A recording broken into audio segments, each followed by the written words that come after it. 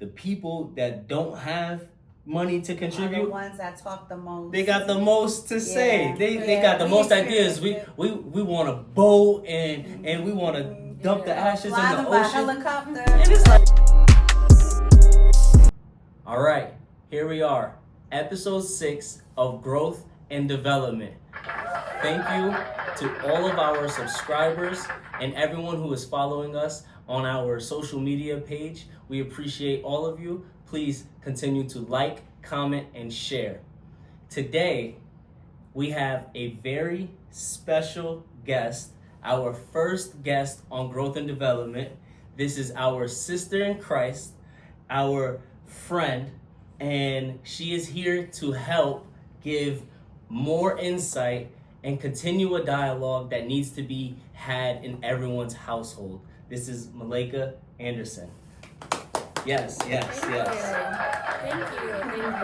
How are you doing today? I'm fine, thank you for having me. Well, it was definitely a little bit of a struggle and some trials and tribulations this morning. It's snowing outside, somewhat of a blizzard. Yeah. And it's like 5 degrees, negative 10 degrees with the winds. Yep. I'll tell you what, these Midwest winters, they ain't for me. I ain't going to retire right here. That's for sure. I'm used to them. Y'all built different. You know what I mean? Y'all built different. But let's dive into it.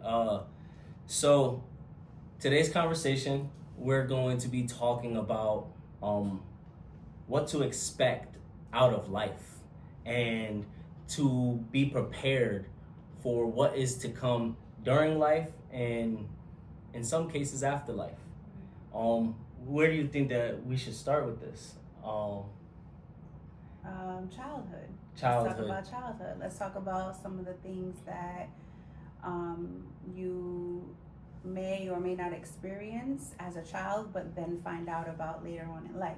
Yeah, this is true. I know in my household, I don't know about in your household, but when I was a kid, we didn't talk about death much. We didn't talk about funerals. In my household, one thing that they used to say is, no habla de eso. Yeah. No habla de eso. Yeah, Don't talk about that. You know what I mean? It's almost like this superstitious feeling of what could come if you talk about death. Mm-hmm. But I feel like that kind of crippled our community in our growth and development and our learning as to be prepared. I remember, living a certain lifestyle. We didn't think about our parents having to bury us. Right. We didn't think about how much it would cost them to bury us. It never crossed my mind when I was outside. That's what the young people like to say. They like to say outside. So when I was outside, I didn't think about how if my mother had enough money to bury me. That's why we see so many people doing GoFundMes. We see our communities doing fish fries because they ain't got it. It costs a lot of money to do a funeral. It costs a lot of money to pay the beautician. Is beautician? For the funeral home. Yeah. For the funeral home. Yeah. What are some of the things that's at a funeral home, services that you have to pay for? Embalming, you have to pay for burial, you have to pay for the casket, you have to pay for your announcement cards, you have to pay for, I believe, your obituary as well. It's like a package. You pay for your plot. So are there different packages? Absolutely, yeah. Okay. So you can do embalming, no embalming. You can do cremation or burial, cremation with burial. There's a lot of different things that you can do. But let me ask you this. Why do you think death wasn't talked about in your house? Do you think it was feared? Do you think it was lack of knowledge? Do you think it was like why do you think? I think a lot of it had to do with, like I said, superstition, which ultimately has to do with fear. What you don't know won't hurt you is a saying that is said, right? If you don't know, won't hurt you, but that's not true. If you don't know, it will hurt you. Right. That's the point of our podcast is to put out more knowledge because knowledge is key. And if you don't have the knowledge, then how are you going to proceed? So these are different sayings that kind of plagued our community and kept us from being able to expand our knowledge. What was it like in your household? Did you guys talk about death at all early on when you were a kid? No, death wasn't something that was talked about a lot. But in my household, a lot of things we just didn't talk about. But as a kid, I didn't know to talk about them at the time. It wouldn't have been something that I would have just thought to It wouldn't even have crossed your mind. yeah, to ask about. Up until my first experience with death, though, was when my uncle had passed away. I was 8 years old. Okay. And that was my first experience. And at 8 years old, were you like, you remember that? You have some vivid oh yeah, memory. yeah, because I had just visited this uncle the summer before, and his death was just really tragic for the family. It my grandmother's boyfriend at the time had unalived my uncle. Okay. And so it was just really sore for the family. It was a lot of stuff surrounding that. So that was my first time of seeing what happens when people pass away. Yeah. And a trauma though too, Yeah. like at the same time, because Definitely you're the- experiencing the pain, the grief, the probably confliction between the family and Well, because with the that stuff that experience. you're not expected to see, which people we don't talk about until I guess the time comes. But Which is a part of the problem. the drama that comes during those times. Oh, And thinking yeah. of the drama, I think it really comes from this tension of not being able to provide financially. Who's going to foot the bill? Who's able to put forth? And then sometimes you see the people that don't have money to Are the contribute. ones that talk the most. They got the most to say. Yeah. They got the We most ideas. experienced We want to boat and we want to dump the ashes in fly the them by ocean. helicopter. And it's like all right, bring forth some of this helicopter money. Right. And I think a lot of it too is when I look back in hindsight, because of my own experience when my mom passed away, when I had to look back in hindsight, is where I really felt my grace. Was knowing that people express their emotions in a weird way. Grief will have people Acting saying beside and yourself. doing things that they normally wouldn't, Yeah. and we don't really know what that looks like when it happens. And you can't predict it. You Yeah. can't predict it, really. I mean, you never know Yeah. how what the experience is gonna be like, depending on who it is that passes away. Yeah. You might think you'll feel one way, but then when it happens, Yeah. and there's so many other different circumstances, because like I can imagine with a parent or with a sibling, Which we want to say we're sorry to hear about Yes, your mother, absolutely. first and Thank you. foremost. Go ahead, I'm sorry. But depending on who it is, I mean, you're dealing with your own emotions, but then you're dealing with other people's emotions. Yeah.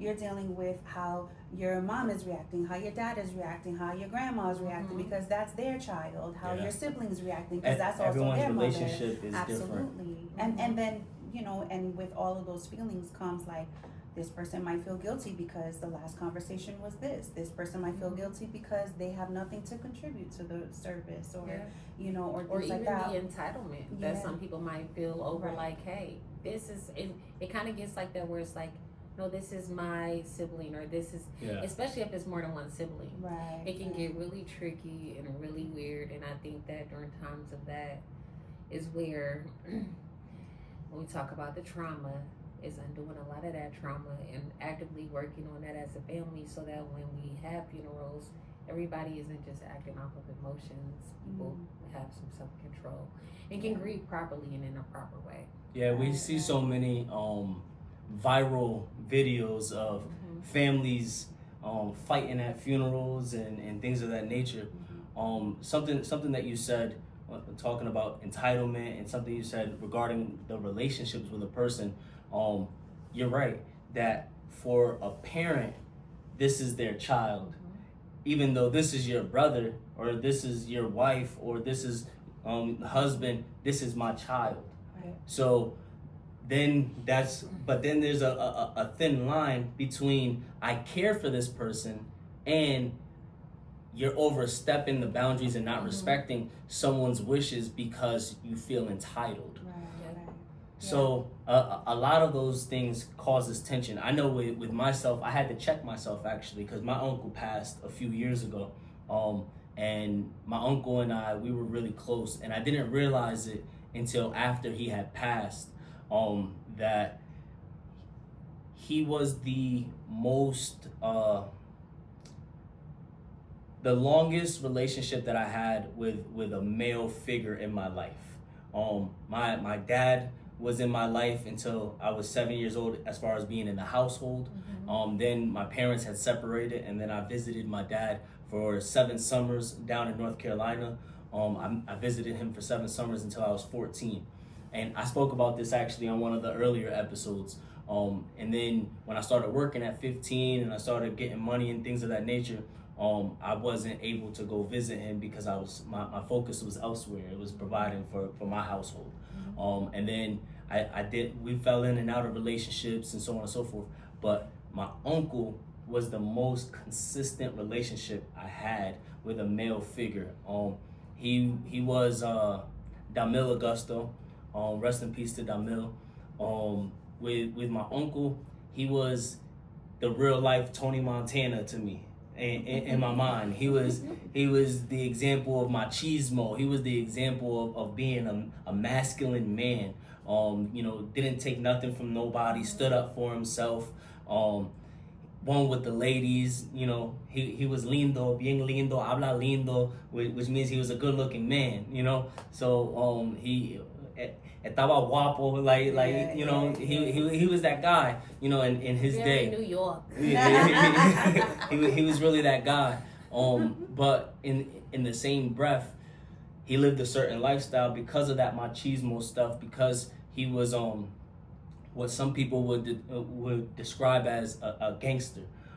Because he lived that gangster lifestyle, he developed a lot of traumas, and he didn't have the coping mechanisms to deal with those traumas. But even prior to living that gangster lifestyle, he had some issues from his childhood, from generational abuse and trauma and so on and so forth. But they didn't have these terminologies.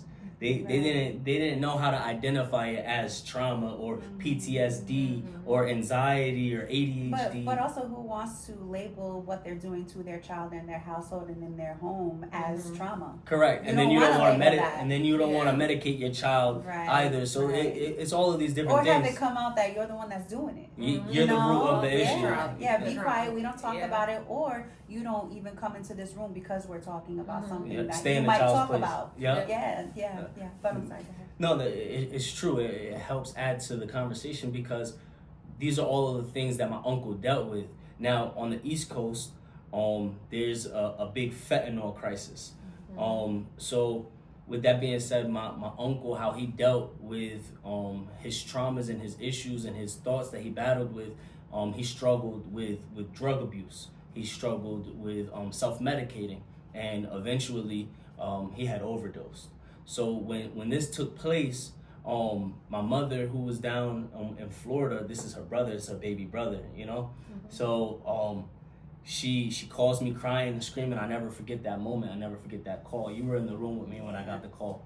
And I immediately had gotten dressed and I rushed over to my grandmother's house because he had passed at my grandmother's house. And when I got there, it was just my aunt, my grandmother, grandfather, a friend of my aunt's, the police, and the body. And at one point, everybody had went upstairs, and it was just the body, me, and the police. And it was snowing that day as well. And they had him underneath the white sheet, and they had to wait for the coroner and whoever else so that they could take pictures and this, that, and the third and get the body. And because it was snowing, it took them a long time. And I stood with his body for 4 hours, just him and I in a room. And he was underneath the sheet. And for me, I couldn't accept it. I didn't believe it. I'm looking at him, but I'm like, this is the toughest guy I know. Yeah. There's no way that's him on the floor. Like, he's stronger than that. Yeah. And I wouldn't accept it. And I remember I asked the officer, I'm like, when they come to take the picture, can I see him? And the officer said, yes, but I don't advise you to look at him. You don't want to see him like that. But for me, the person that I am, I had to see it to believe it. So I did. I was with him until they took him. Fast forward, the day of the funeral, I carried his casket. And fast forward again, actually the night before was the viewing, right? And then we went the next day to carry the casket. So the night before, I was one of the last people to leave the church. And then when we buried him and we put him in the ground, I was the last person to leave the gravesite.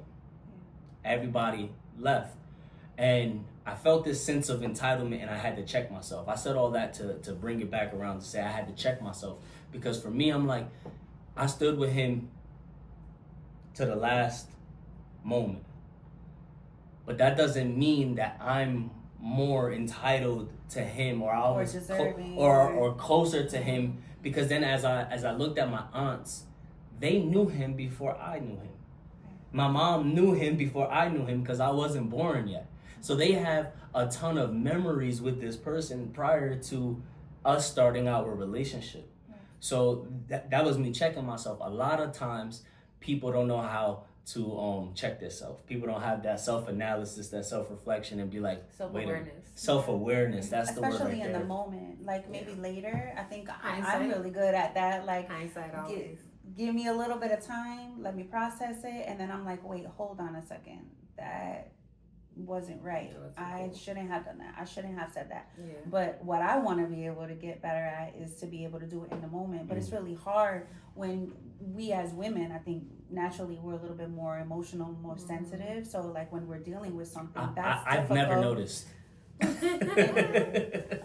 know, it's hard to do that. You know what I mean? But yeah. So imagine during grief, during someone's death. You know, like one of the differences I noticed with my grandparents when they passed away. I mean, my grandmother was, she had Alzheimer's, you know, and she ended up passing due to that. But looking at her passing as a whole leading up to it, I mean, there were a lot of things that were planned. Everything was all set, financially taken care of. I mean, more than 10 years before she passed away. Wow. So I remember going with my mom.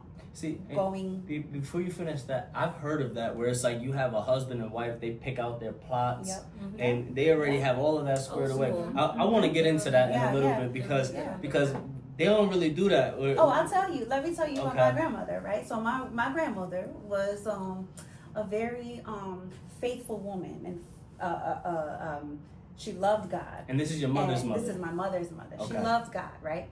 So Amen. With her story is, in a nutshell, what we found out. So she had spoken to my mom and said, you know, I want you to handle like my bank account. I want you to kind of help me out with everything, make sure things are distributed when the time comes. Long story short, she wanted to get all her arrangements done. We go to the funeral home and, you know, we're talking and she's looking at the casket. She picks stuff out.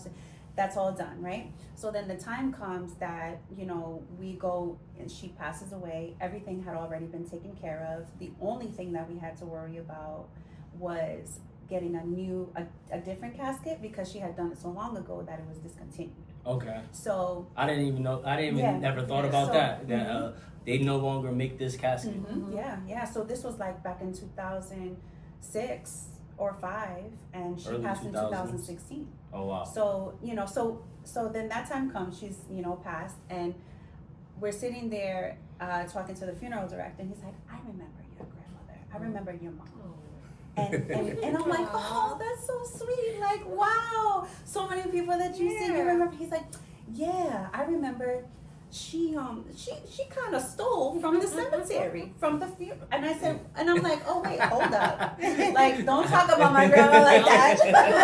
Don't talk about her like that. But what she did was, typically, let's say you go to the cemetery, what happened you go was to the funeral home and you get a plot of land. You say, I have this double plot and I want this for my husband or whatever the case.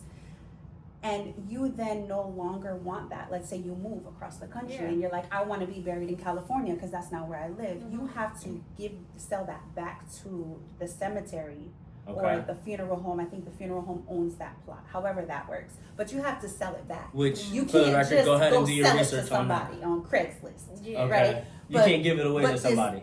but this lady had this double plot, and she put an ad in the newspaper for this double plot. I'm moving to Florida. I no longer need it. We're gonna be buried out there, or whatever her circumstances were that changed. Interesting. But with her relocating, she wanted to sell the land. Okay. So she put the ad in the newspaper, and my grandmother came to find out about that, and she wrote this lady a letter, and she wrote her a check, and she purchased it from this woman.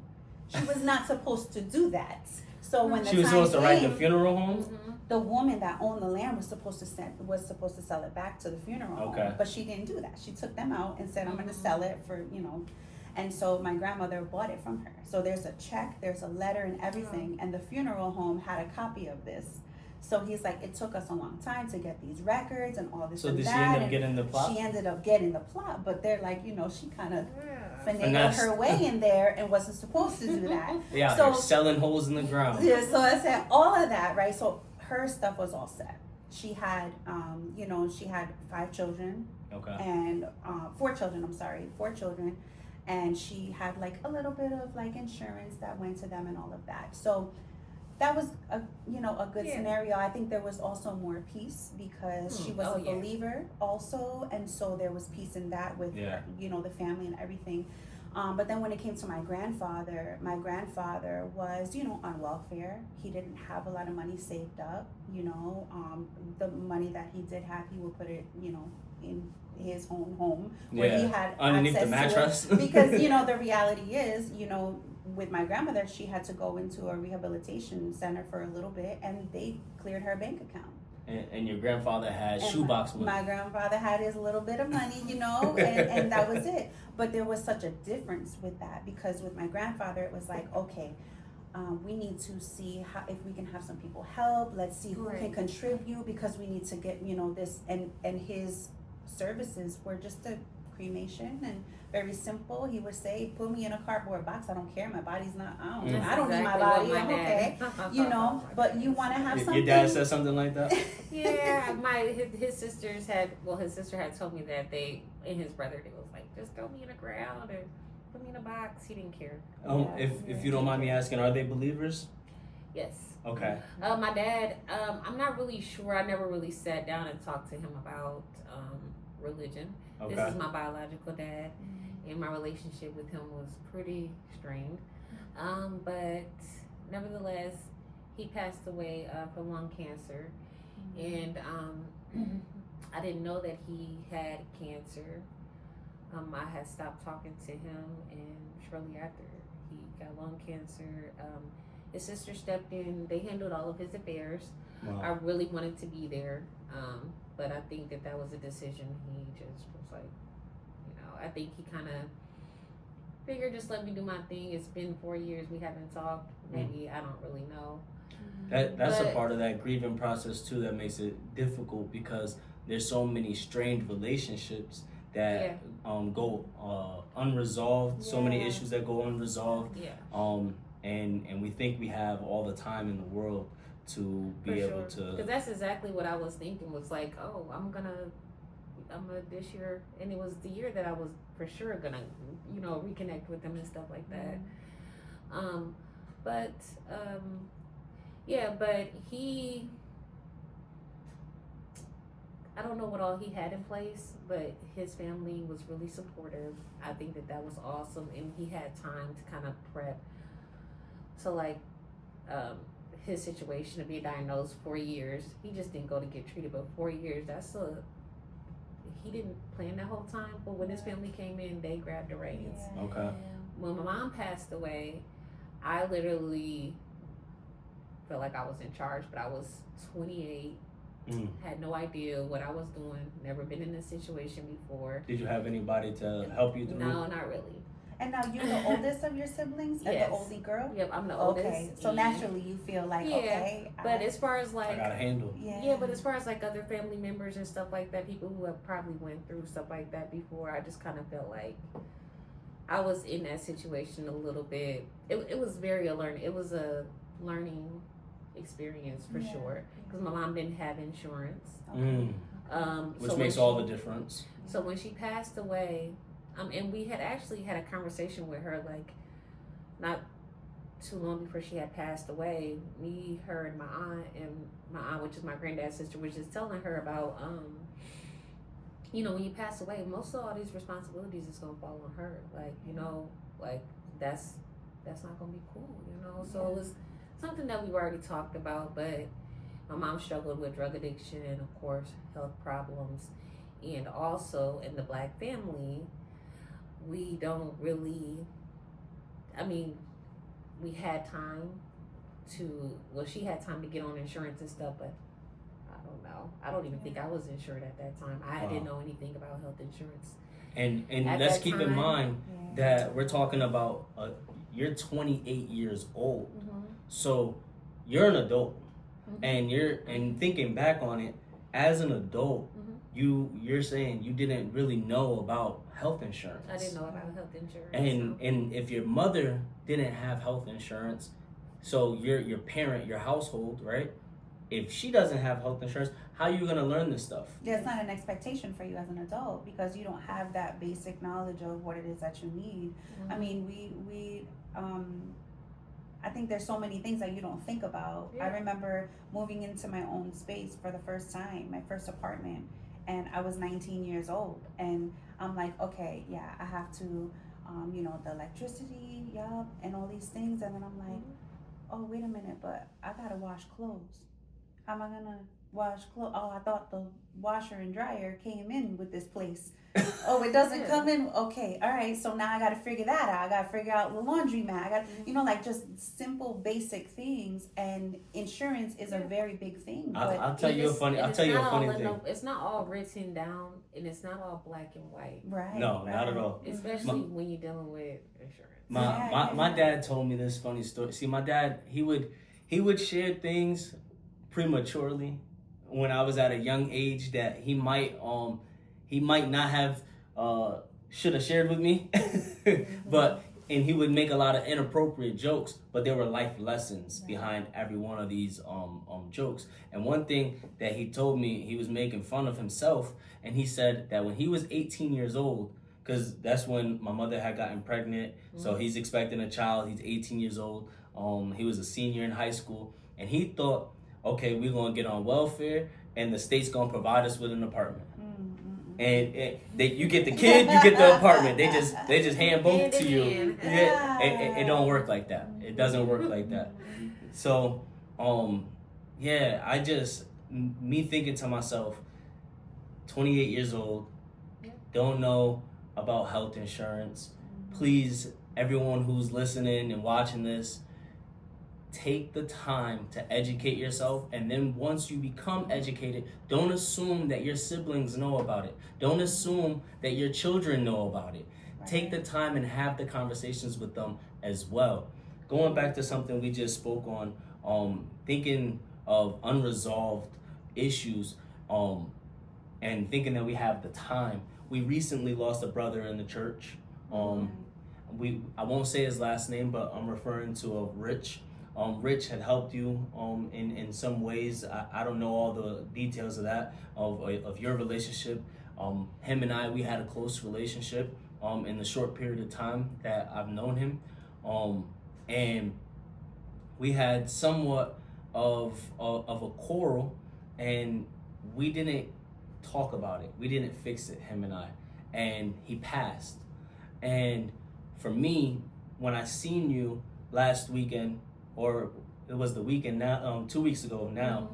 Time is moving so fast, right?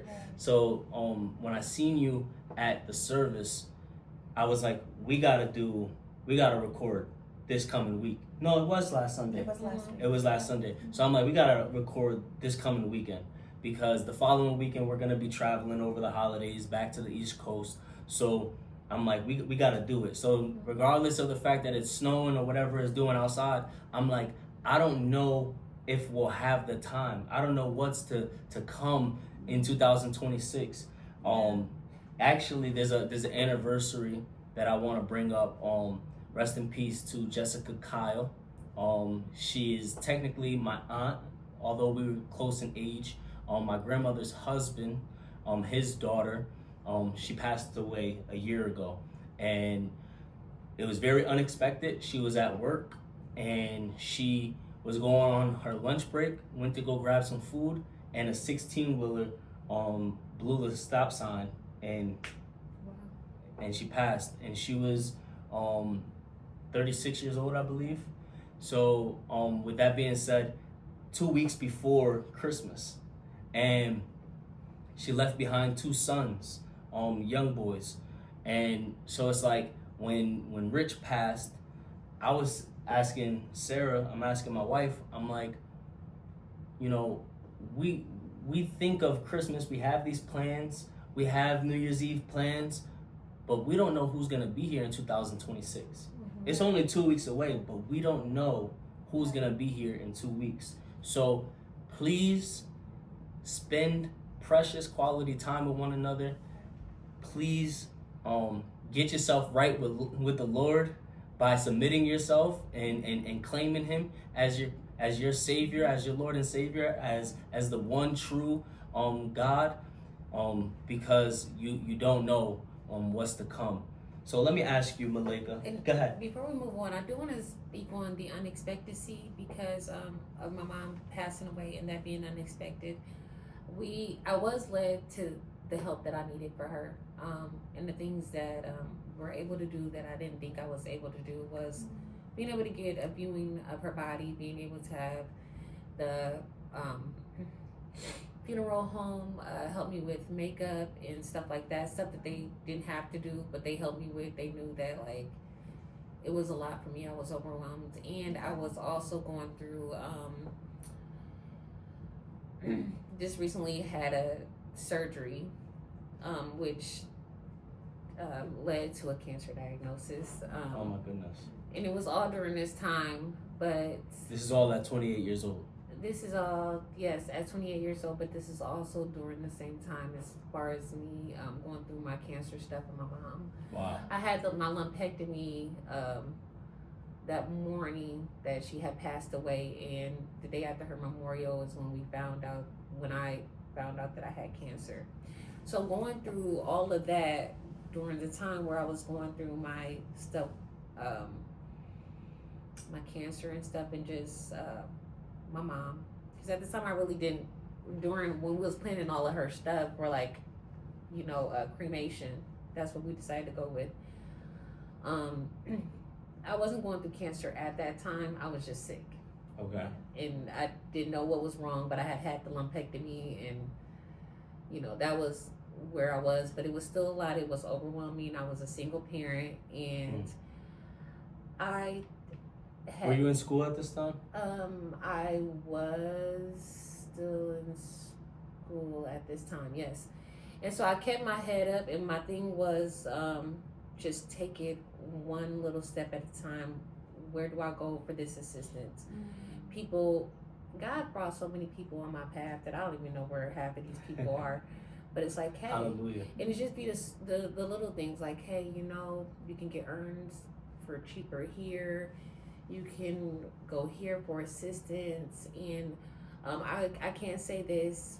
We definitely had some family members that came through and helped us out with making an obituary and stuff like that. And we had a ton of different resources. Yeah, but it came out over time, because maybe in the beginning you felt alone, Right. Yeah, and then God absolutely. started to provide you with these resources. And that's when it started to feel like it was a whole thing. But at first, it was definitely all scattered. Right. Yeah.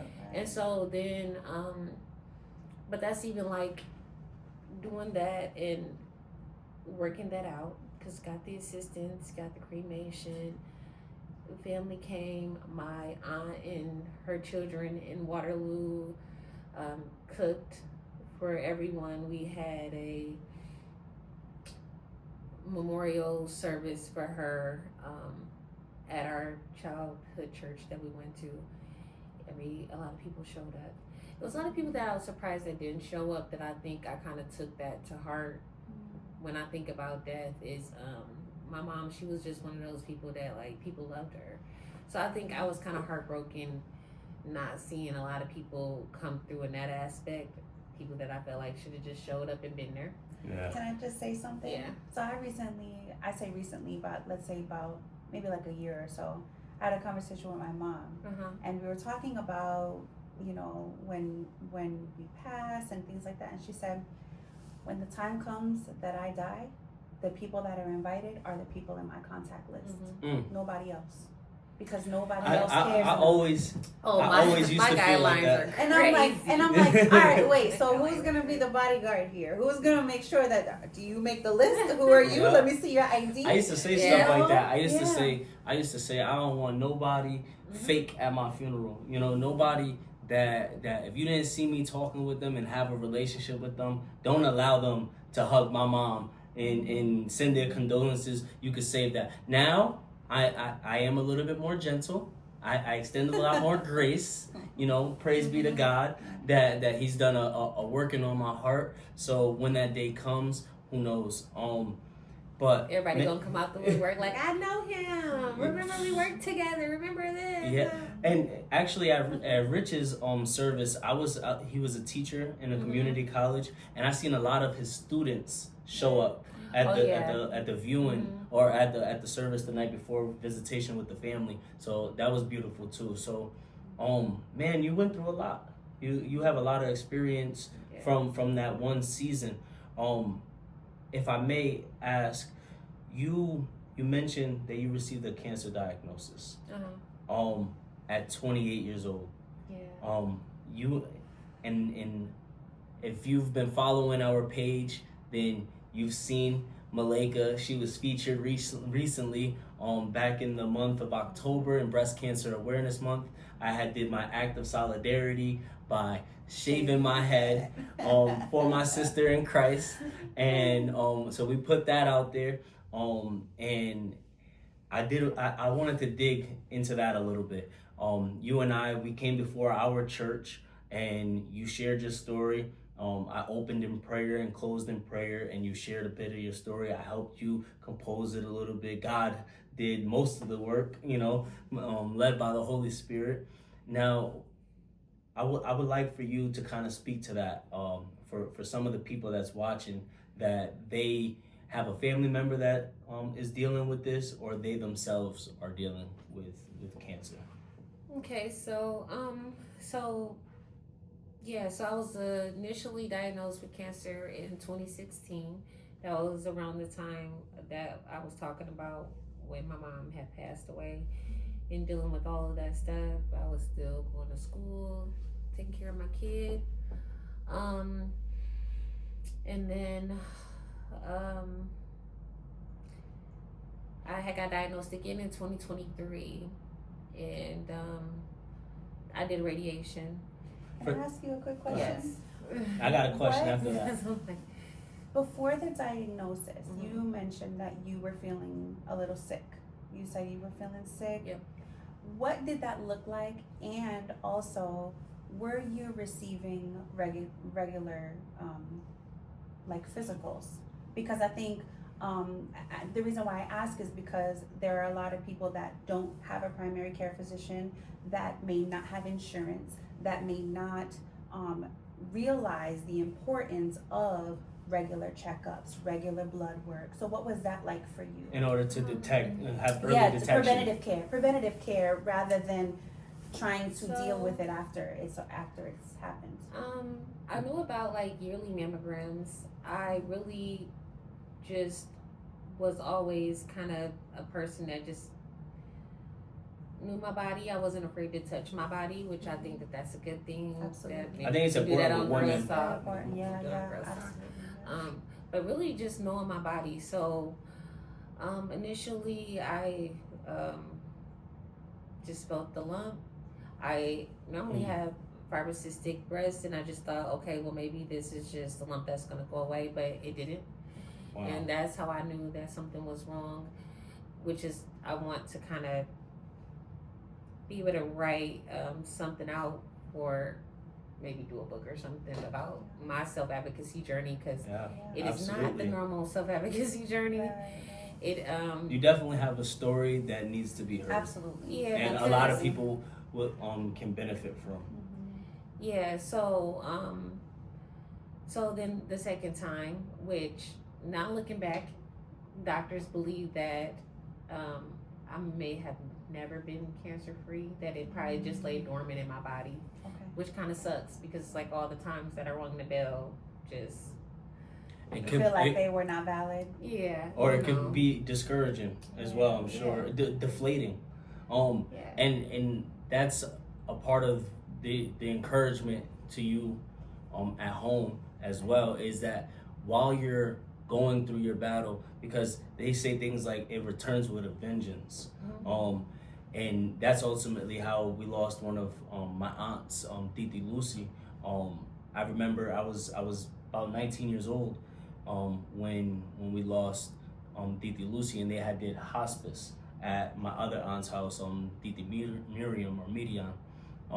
And I remember she had taken her last breaths in this house that we all gathered at this. There's always that one house in somebody's family that they're always the host, and you do Yeah. all the holidays at this person's house. Yeah. That was Titi Media. So while we went through that experience, I had seen my aunt lose her hair, gain her hair back, lose it again.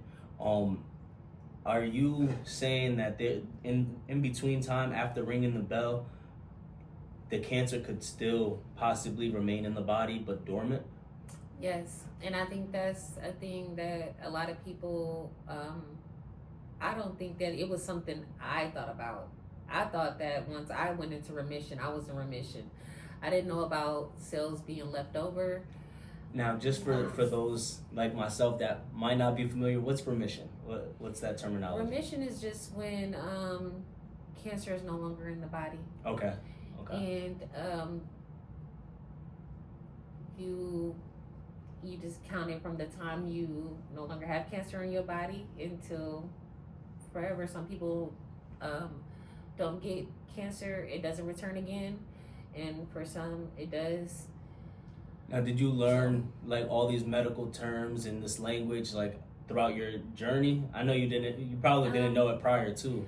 Just a little bit. I feel like it's still a lot of stuff that I just don't know, but I feel like when it comes to my health stuff and my journey and thinking about my mom's journey and wanting to do it different for myself. So the fourth time,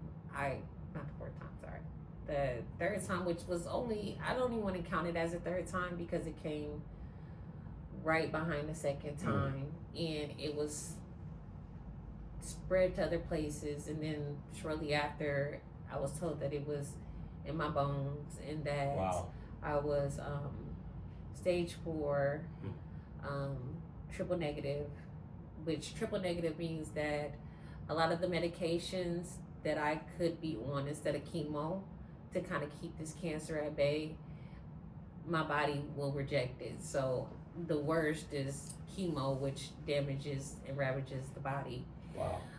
So my goal is to hurry up and hoping to build myself up strong enough into my body repairs itself to where I don't need the chemo. The goal is to get off the chemo, because if I can get off the chemo, my body can survive without it. Maybe another medication.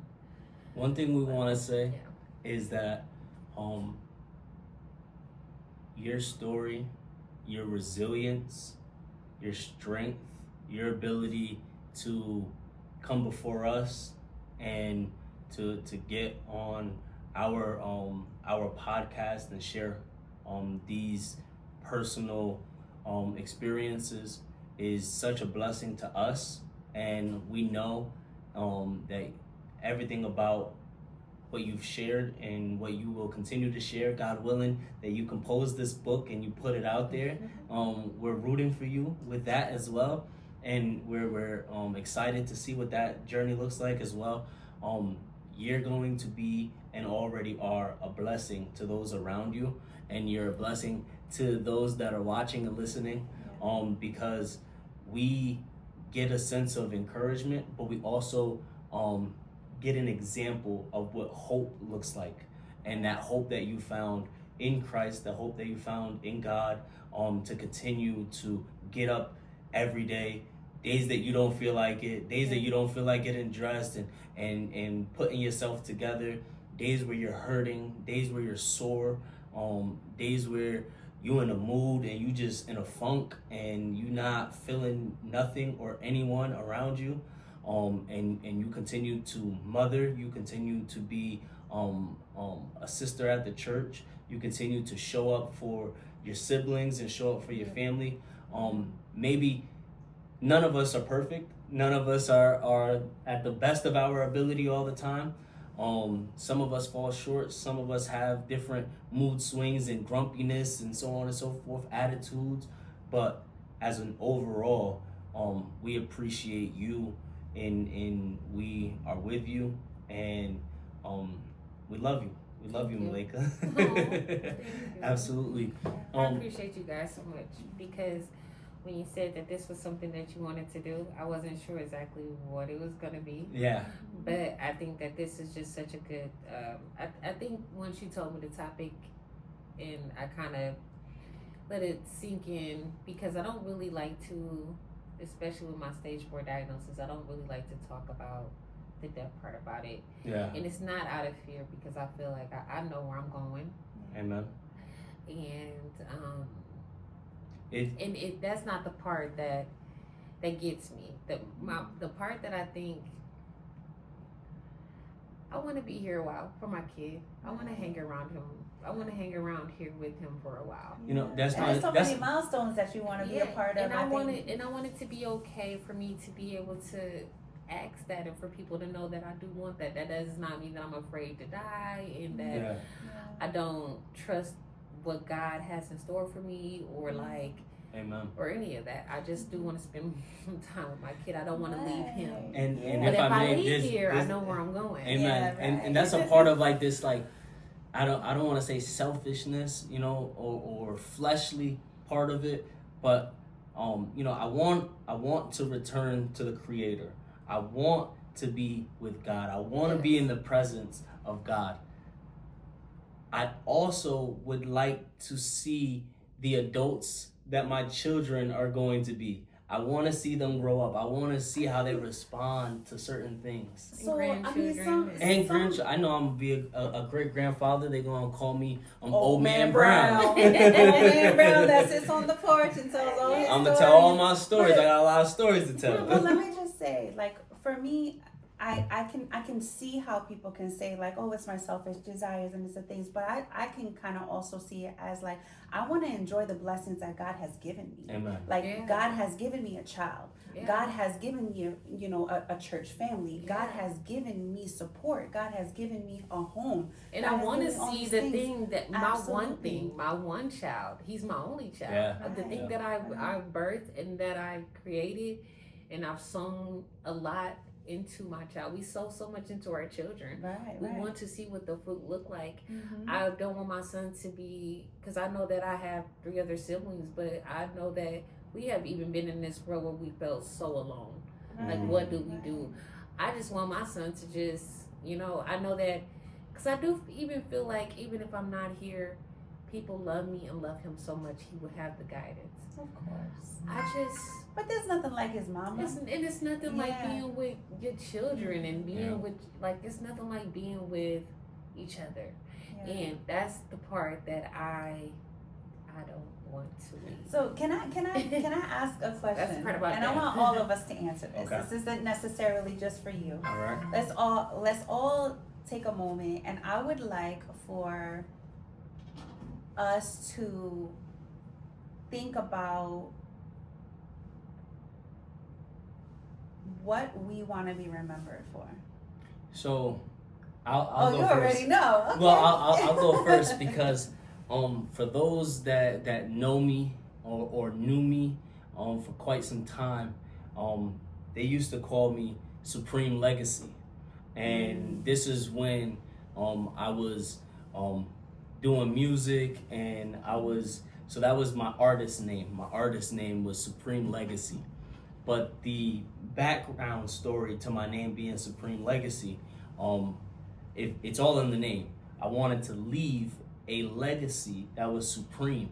Now, this name had came about when I was around 15, 16 years old. And this is prior to you and I being married, prior to Sarah and I connecting. But there was a She's like, okay. Should I get to it? So What are we talking about here? Right. well, you know, I come from a I place. accept the fact that you had a life before me. That's okay. Yes, It's you okay. appreciate that. So I come from a place where you don't give yourself a name, the people give you a name, right? So there was a female from Arizona, from Phoenix, Arizona. Her and I were friends, and as I started in doing music and things of that nature, I always talked about death. And so growing up in New York, being in the city, there's a lot of murals. Or so you either get your name on the wall, or you get if you was a really important person, then you get your face on the wall. And if you get your face on the wall, it's like, man, that guy was loved by his community, or he was respected by his community. So for me as a child, I'm like, I want my face on I want the whole side of the bodega. Yeah, I wanted the mural, you know what I'm saying? I want them to know who I am. I want my legacy to continue. But what does it cost to get your name on the mural? It costs a lot. But so now in this infatuation that I had with death, I would call it that, because I had so many questions of what's to come and what's to come after, and are people gonna forget me? Like you said, while you're living life, there's so many moments where you feel lonely. So it's like, after I pass, after they repost me on social media, after they say their RIPs, after they make a t-shirt, are they gonna bring the t-shirt out of the drawer or out of the closet again? Do they bring you up at family get-togethers? Does your name ever get brought up again in casual conversation? So with all that being said, for me, I'm like, what I seen in world history is you either get remembered for doing something really good, or you get remembered for doing something really bad. Now, who are some of the people that we know that have done really bad? Al Capone, Frank Lucas. So that would be infamy. These would be all the people that they were so notorious at doing bad, evil stuff. Adolf Hitler. We talk about Hitler, world history. So it's like he committed genocide. He almost eliminated an entire nationality. And we still talk about him today in 2025. So now on the opposite side of that, who are some of the good people that we remember? We remember Malcolm X. We remember Martin Luther King Jr. We remember Frederick Douglass, Rosa Parks. We remember Mahatma Gandhi. We remember all of these people, presidents, and so on and so forth. So for me, I'm like, I want to be remembered. So to answer your question, as far as what do I want my legacy to be, that was something that I struggled with when I was about 13, 14, 15, thinking about what do I want them to remember about me. The answer that I would have gave you when I was younger is not the answer that I will give you today. The answer that I will say today, what I want to be remembered for, is I want for people to know that I have a desire to serve God, that I want to fulfill His will for my life, that I want to be remembered as a man who served his brothers and sisters in Christ, who served the body of Christ, and who served his Father, his Heavenly Father. That's what I want to be remembered for today. That's my answer. So the question goes to one of you ladies, what do you want to be remembered for? Well, I'll say that. And I'm sorry if I casted a big shadow. That's okay. No, it's okay. It's okay, because we're all different. We all have our things. So, I, up until I'd say maybe the last 5 years, I always used to say, I don't ever want to be on bad terms with anybody. I don't ever want anybody to be able when I die, come to my funeral and say, she was a terrible person. She did me bad. She said this about me. She said that. She did this. She did that. I never wanted that ever in my life. And I still stand by that. And so I think now, as an adult, as a wife, as a mother, I mean, there are a lot of people that were very close to me but don't know who I am right now. And so what I want to be remembered as is the best moment that a person had in their life with me. That's what I want them to remember. You know, is just like who I am at the root, deep down inside, is just a good person. You know what I mean? A good person that loves, a good person that shows grace, a good person that, you know, has all of the qualities that Christ had. I am not Christ, but I want to be remembered as kind of like that reflection. Like, you know, yeah, I wasn't perfect. Yeah, I got a little hot and spicy sometimes. You know, my pastor used to say I was a firecracker. He knew me as, you know, young. Yes. But, you know, I just want to be remembered as a good person, and for people to have nothing but great things to say to my husband, to my children, you know, and to their children too. Oh, your grandmother was this. Your grandmother, your great grandmother was this or that. Like, that's really what I want. I think in 5 years, if you asked me that, I think my answer might change a little bit, but I just... It sounds like that answer will remain, because the good, when you say you want to be a good person, your good is not by the standards of the world, Right. but your good is a biblical sound good, because some of the things that you mentioned is loving and grace. These are fruits of the Holy Spirit. So so I'm sure that you'll continue to want to be a good person. What are some of the things that you want to be remembered? What Sarah said about the leaving an impression, because that's pretty much all we can leave behind in this world is impression. I like that. What That we is leave good. on other people, how we impact other people, and that in turn impacts our life, our world, and everything around it. Just implementing the seed, having a conversation. Go ahead, Melaka. She said impact. She said, what was the first word? Impression, seed, implement seed. All right, go ahead. I'm listening. And she brought the gems today. I think that's the biggest thing that you really can't. The only thing you really can leave behind. But as well, I want to be remembered as someone.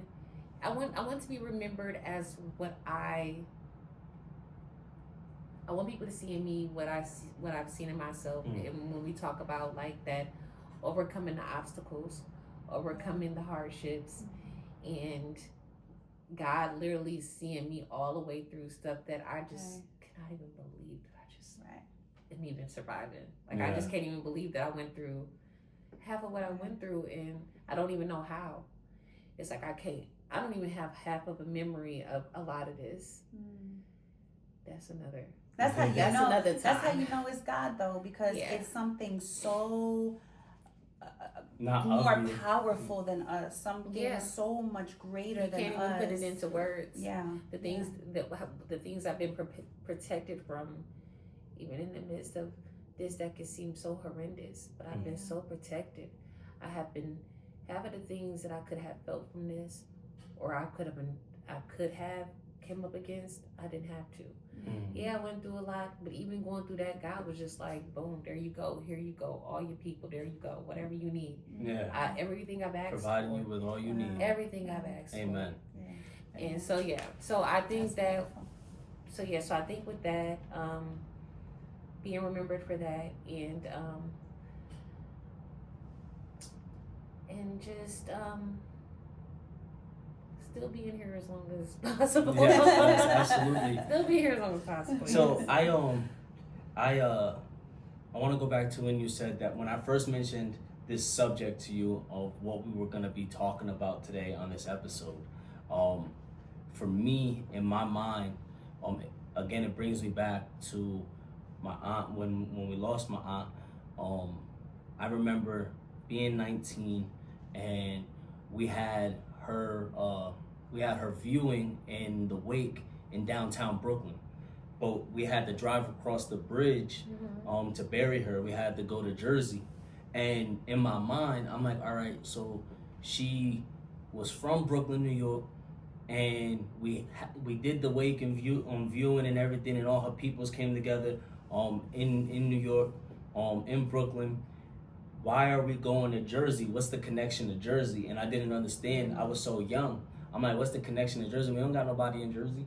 And I was asking my mother or someone, some old elder statesman. Is that correct terminology? Elder statesman? Yeah. I don't know. We're Elder. going with that. We're gonna go with safe. yeah, someone older in my family. I had asked them the question. One of the older ladies. One One of of the the older- seasoned ladies. Yes. Women. And they provided me with the information that it's cheaper to bury people in New Jersey than it is New York City. Yeah. These are things that I never took into account. These are things that I never considered. It never would have even crossed my mind. Well, if you're not paying for it, then You're you're not- not worried about it. Think Yeah. about how many kids destroy stuff, or the kids are jumping on the bed, then they break the bed. They don't know how much that bed costs to replace or to get it, or how it, you know what I mean? Absolutely. But if they had to come out of their pocket for it, you're gonna treat it a little bit differently. You're gonna, you know what I mean? You're gonna understand and you're gonna value certain things. And I think that could be translated into this topic as well, where it's like, you are thinking that you have time. You're thinking that you can do so much more. You're thinking that you have control. You're thinking that it's just when you're ready. Yeah. And you're not valuing what you have too. You know what I mean? Sometimes And things just- can be taken for granted with time. Not And just necessarily not people, knowing. but I didn't. One thing that I had mentioned to you before we started recording is I didn't know when you have a kid in a hospital that they charge your insurance, and if you don't have insurance, they're gonna charge you, and now you in debt. and for the meals that you eat while you're there. I didn't know that. I thought that was a free absolutely. service. I thought they just No, provided that at the you hospital. It's a package deal. Oh man. So now, another thing that I didn't register in my mind, like I'm thinking, God forbid someone gets shot, stabbed, you get into a car accident, whatever, the ambulance has to come. I didn't know that that's a charge. Oh, that absolutely. and it's expensive for the EMT. That's why some people be like, just drive me to the hospital. I don't need that bill. Yeah. I can't fathom the thought of how us as a people, and even and it's really the United States, because there's some countries that they offer these as free services. Right. So I think that we can learn a bit or two from these other countries. However, some people you're literally choosing between life and death. Like you can't afford the surgery, and you gonna hold off. Yeah. You can't. Or pull the plug because we can't afford to keep them on the so on and so forth. Well, Man, even something not even as drastic as like life and death, more like, okay, if I go to urgent care because the doctor's closed and it's Sunday, now my bill I'm gonna get in the mail. So you know what? Let me just wait, and I'll just try to get through it. Because I know the medication's gonna cost me, the doctor bill's gonna cost me, the X-ray's gonna cost me, all of these different things. And it's like, what if it was something really bad? Yeah. And I've had that thought before. Where it's like, wait a minute, hold on, let me Can just I ask you, wait. Malaka? While you are dealing with all of these diagnoses and things of that nature, have you had to have any conversations regarding like who your house goes to, or My a will? will, and is there more Yes. than just a will? So When I- considering, is there what's the What's power the of process look attorney? like? Is Yeah. there Yeah. So I have all my stuff in play. okay? I have, and a lot of it took me a long time because of fear. Fear kept me, and I really wasn't labeling it as fear. More so as labeling as procrastination, but it was really fear underneath that. But yeah, so I finally did get that done. But the ins and out of that is, it's a lot more that I still need to add to it. It's things that I'm still thinking about every day that I'm like, okay, I really probably should have that planned out. What were some of the things that you didn't consider that you were like, oh wow, I do need to figure this out? Well, I think when I the just And you don't have to get too deep Yeah. into it, but just to give us so the surface level completion, stuff. the completion with my will that I just did, that was very surface level. Okay. But the stuff that I want to put in it is gonna be the real detailed stuff of like how I want my services to be and stuff like that, which is something that I really don't even need to put in my will if I think that my family, if I could just tell my family. Okay. I'd be like, hey, No- hey, y'all. no, I with- think sometimes having it documented is really good because you know, coming from having seen the difference between my grandparents, In the preparation. yeah, and like, you know, they wanted to sit down with an attorney to explain exactly what it is, because then when the time came for my grandmother, most of the family wanted to honor what she asked for down to every specific detail, but there were others that were, you know, even her children that were like, absolutely not, we need to do this, we need to do this, we need to do this. And it was like, wait a minute, but that's not what she wanted. Thank God she had it on a legal document, because that is Now what when you needed get to be followed. when you get a document legal, in order to make a document legal, do you need to get it notarized? Well, you would go to an attorney and have an Okay. attorney, you would sit down, With talk a to all of witness. the details, and then usually have more than one person there that can As a be witness? a witness, yeah, Okay. and then sign it, and then have an attorney sign it as well. I don't think that just having something notarized is good enough in this circumstance. You have to have the witness there. And when I did mine, it was pretty standard in general. I just think that like my money will go through my trust, Okay. and it'll be released to my son that way. My home and stuff, I won't add my son into the deed until he's 18 because I'm not able to do that right What now. does that look like not having? So Sarah and I, we actually recently have been talking about this over the last year or so. This time last year, like I had mentioned, our family member that was 36-year-old, she passed in an accident, and then your bonus mom, her dad had passed. We have days after Christmas. we have maybe about 7 or 8 deaths that took place in a matter of like 60 days. And it got us to talking, and we're like, God forbid if something were to happen to us, we have young children, who are they gonna go to? And then you start to think about, so I won't specify, but you know, some family members aren't physically in a place where they can play with your kids that are 3, 7 years old. They can't be running around and getting up and down and doing all this, that, and the third. So it's like they might be in a financial position to be there for them, but they can't physically be there for them. Or spiritually. I mean, that was one of the topics too. It was really Who's going to important for us edify our child and but train also them in the who's way gonna of God? honor us, and who's going to honor us in the way in which we're raising up our children. And I'll you know, give God you, forbid it ever comes down to that. It yes, would never, because you know, it's come supposed to be that. But- unnatural but- that it's supposed to be the child buries the parent. So it's like Mhm. that, not unnatural. That is the natural order that it's Mhm. supposed to be. Mhm. So when we celebrated our 2nd year anniversary of being married, we went on a helicopter and did a tour over the city of Chicago, and It was great afterwards. so the night before, we're in the hotel. We're staying in this nice fancy hotel. Praise be to God that we were able to afford the means to be able to be in this place and to take advantage and see the beautiful city of Chicago. As we're sitting there, I had cooked up this thought and this train of thought at work in my mind. I'm like, I want to do something nice. I want to do something extravagant for my wife, show her my appreciation, how much I love her. I want to do a new experience. And I had cooked up this idea, right? And then, Which, by the way, I don't need grand gestures. I could be on the ground. yeah. I don't need to be off in the air. And she's very subtle, and I thank God for who you are. So as we're sitting there in the hotel and I'm thinking about this, I'm like, I never considered if things go wrong in this helicopter. Mind you, the helicopter can only sit 4 people. Oh, it's a little one. And it's like, I'm essentially the same height as the helicopter. It's a very small vehicle with wings.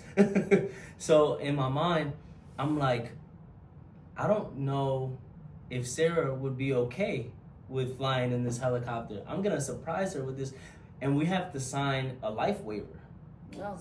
You have to sign a waiver to get inside this helicopter and take this tour. And I didn't consider that. So I'm like, maybe I should tell her what we're doing tomorrow. So I let her know. But fast forward, my mother-in-law, she was kind of upset with us because she was like, you got in a helicopter and you don't have a living will. You don't have anything written down of who, what, when, where, and you just putting yourself in these situations.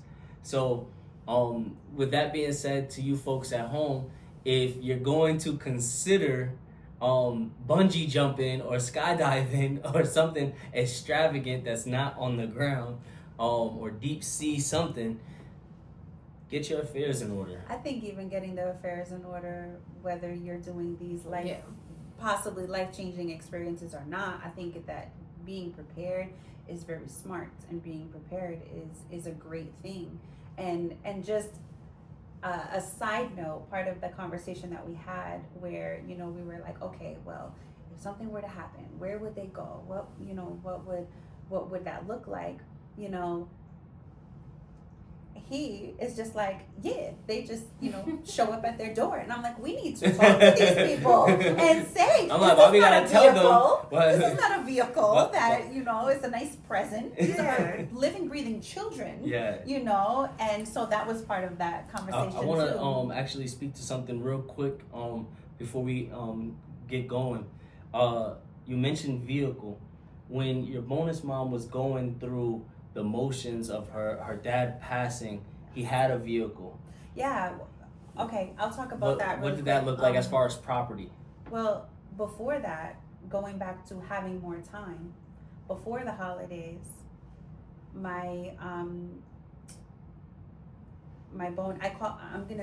my grandfather. I've known him all my life. And so we're talking about David, correct? We're talking about David Rosario, yes.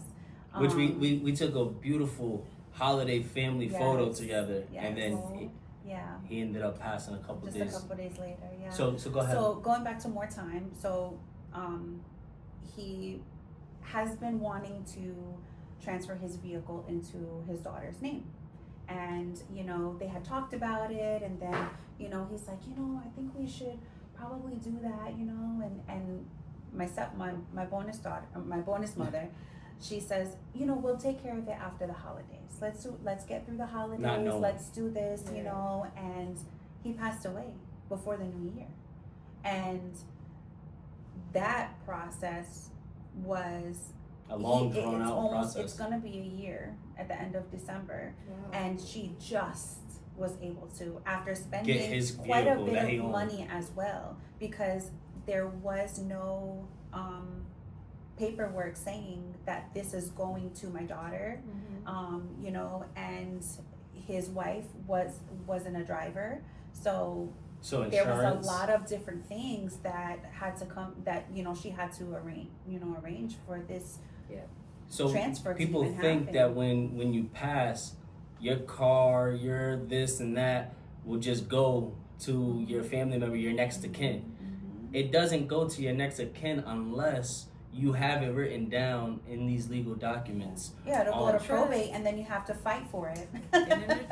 And you're fighting who? You're fighting the bank. Probate. You're fighting probate. The city, basically, because a car will go back to probate. You have to go to court for that. Your stuff. And absolutely. And I want to say too, before we close out, having the confidence in overcoming fear in situations like this, because fear is a thing I think that really crippled me during this time, because even though I have the insurance and I have the plan and I have stuff like this, where my mom didn't, I sometimes can get stuck not making a decision out of fear.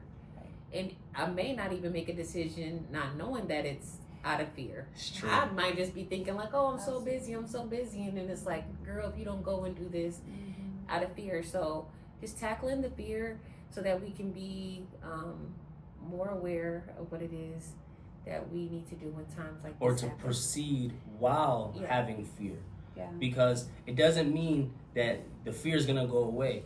It means get it done while you're still in fear. And it's while not you're as scared. bad. It's not as bad as People make it out to be. it's a process, but it's just something to where you would rather that than to leave your loved ones and then they have like 50 million GoFundMe's for you. Yeah, for sure. People who you don't deal with or would never even, people in your financial affairs, people you don't even know, a lot of people, it just gets really messy, really weird. Really Like quickly. me, when I pass away, I really do not care to have nothing extravagant. My son can pour me in a tree pie, and I don't mind being a tree, and I'm okay with that. And I told my son, when I go, a tree will flourish. Just saying. and I have to tell my son when I go, don't feel beholden to nothing. You make the decisions that you need to make. Don't make nobody make you feel no type of way about it. I'm not gonna feel any type of way about it. I think that was my biggest thing when my mom passed away was, would she want me to do this? Would she not want me to do this? Would she be mad at me if I did that or didn't? And yeah, so my relationship with Zai is like, hey, if this house becomes a lot, get rid of it. Don't stay beholden to this. Don't stay holding.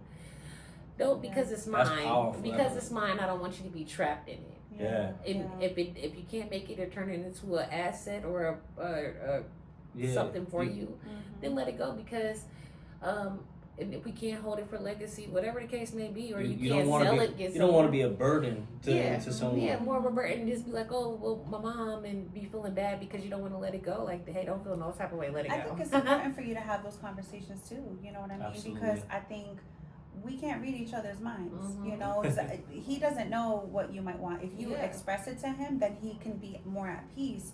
You know, when the time comes, instead of feeling like, oh, I made this there's no decision, question. my mom Everything's is going to clear. be. And I remember Amelia had asked you like a year ago or something. Oh yeah. When she asked you like, who's gonna take care of us? Oh yeah. Well, before that, you know, her and I were walking through the store, and she's like, we're hand in hand, and you know. And how old was she at the time? This like was last year. She was 6 years old. She was 6 years old. And she says, you know, and she's skipping through and everything. We're happy. We're good. We're looking through stuff, and she's like, I'm gonna die young, and I'm like, what? I'm like, what did you just say? She says, I'm gonna die young. And I'm like, whoa. Like I didn't even have words for it. I let it go. Your heart but I dropped. had to double check because I'm like, what are you saying? What is, you know? So then later on, I don't know, maybe a couple days later, well, I told Chris about it, and she doesn't remember saying it. But a couple days later, then Do you remember the conversation that we had with her? Because I forgot that she had said that. No, I don't necessarily remember that conversation, but I remember that. Well, now we're gonna have another conversation. Yeah. Like, I remember 5 months ago. Yeah, but I know that she said she didn't remember it, and so you know, kind of But just going left it to at when that. she asked So when about... she said, she says, "Mom, so when you die." Not if, when. She said, "When you die, am I gonna go with Dad?" And now I'm like, wait a minute. Why do I gotta go first? You know, like, what's going on here? She's Daddy's girl. I'm like, I'm whatever. listen, in her mind, I'm living forever. I'm like, why I gotta go first? You know? So she's like, you know, when you die, do I go with Dad? I said, yeah, that's your dad. You go with Dad. And she says, okay. So if you and Dad both die, then where do I go? And I said, well, it really just depends. It depends on how old you are. It depends on what life looks like at that time. I said, but you would probably go with one of your grandparents. And she says, what about Miles? Now, Miles is older. Miles is 10 years older than her. There's a big age gap. Yeah, so I said, well, that would also depend on what Miles has going on. If Miles is in a place where he is in a career and he has a home and he has that stability, then you would go with him. But it's also you and Manuel, you know? Yeah. And she's like, okay, because I just want to make sure that we're all together. Yeah. And I thought, wow, like, you know, this is... She's considering all these factors. Absolutely. And I'm in thinking, relationships. then she won't be And fearful very either. analytical. Yeah, and even to have the foresight to think, okay, this happens. What happens after that? Yeah, For me, we were adults by the time we were thinking like that. Yeah. So things are happening a lot faster. Right. So you as parents have to get on top of it. Absolutely. and really communicate and have these conversations. Don't be scared. Don't don't be superstitious and think, oh, because there's power in the tongue, there's life and death in the tongue, and this is true, that you're speaking something into existence. No, there is power in the tongue, and you need to be able to speak about what life looks like after these things happen. For me, the last thing that I'll share is when I have been released from being incarcerated, and you and I have reconnected. This is 2017, August of 2017. You were working 3 different jobs. You were working as a hairstylist in a salon. You were working in a restaurant, in an Italian restaurant, and you were providing home care as a home aide, right? A caregiver. A caregiver for your grandfather. Your grandfather was doing dialysis and things of that nature. And I remember it's a core memory for me, even though I was an adult. It's a core memory for me as an adult. And it was very impressionable on me because I watched how involved you were in your grandfather's day-to-day, bringing him to hospital visits, bringing him to the doctor for different medications and changing medications. 9 doctors he needed to see. Going to dialysis. And I remember when I had came home and you and I were living together, between your uncle and you were both taking your grandfather to appointments. And in one day he had stayed the night at our home. And when he stayed with us, he was wearing a diaper at this point. So here I was, 22 years old, and I had to change a grown man's diaper. I had never been in that circumstance, in that situation. That's how I knew you were. I was saying, like, you were the one. So, for sure. and your mom had fell in love with me as well. Shortly after he had passed, and I had consoled your mom, and I was there for your mother as well. And we became family. This is what families do. They're there for each other. Nonetheless, when I had gone through that experience with you, I had thought to myself, here I am, fresh out of being incarcerated and jeopardizing my freedom, not securing my freedom, not securing my future, not securing my finances, not putting my place in a stable position to be able to provide hospice for my loved ones on the day that they're gonna need care. They're gonna need help. They're not going to be able to clean themselves, wipe themselves, change themselves, go to the bathroom. They're not going to be able to upkeep their way of life, and they're gonna need for us to step up and be there for them. And I wasn't in a position to do those things, and I had never considered that until that moment. So please, guys, the biggest takeaway we want you to take away from this episode is don't wait until it's too late. Educate yourself while you still have the time. Don't think that you have all the time in the world to figure it out. Make amends in the relationships that are torn, that are existing. Please continue to have these conversations with your loved ones and continue to edify one another, enlighten one another.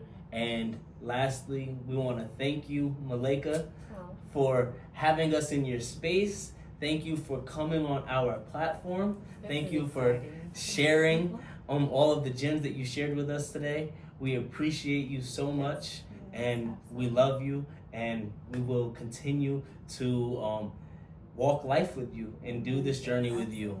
And this will not be the last time that you see her. Not the last We time. definitely having girl talk. We gotta have prison talk. So with all that being said, because you got something to add to that, because you were a correctional officer. Yeah, I told you. I forgot about that. That's another conversation for another day. But one more thing that I want to add also is be aware of the resources that you have around you. Yes. I think a lot of times we walk around and are like, I don't know about this. I don't know about that. I don't have anybody that I can ask about that. And you would be so surprised by who is around you, what they know, and what they're willing to even do for you to help you. And I think that's that's what I was really meaning by- important. Don't be prideful. Don't Yes. allow your Ask. pride and Be your humble. fear to Yeah. get in the way of asking for help, asking questions, because chances are, if you don't know it, somebody around you does. So. Yeah. So I'm glad you said that, because that's exactly what my journey was like. That Mhm. you new to it, but people are gonna come on your path. Yep. You're gonna get the help that you need. Just be active. Just Yes. don't sit idle. Don't be but- passive. Yep, and don't be passive. But people, reach out to people as well. Like, we all in the same boat. We born into this life, and we all going out of this. Yes, yes. That's So right. I'm just, Transition. nobody is exempt from that. So And nobody. please be on the lookout for the future, because Melaka is going to drop a book, and she is going to be on Amen. multiple platforms Yes. sharing her story Yes. and sharing her journey And we'll be and the first providing ones encouragement. posting Yeah, talking about Absolutely. it. Now, with all that being said, don't forget to like, comment, subscribe, Yes. and have a great day. Yes. And cut. I got gems, gems, gems. I got gems.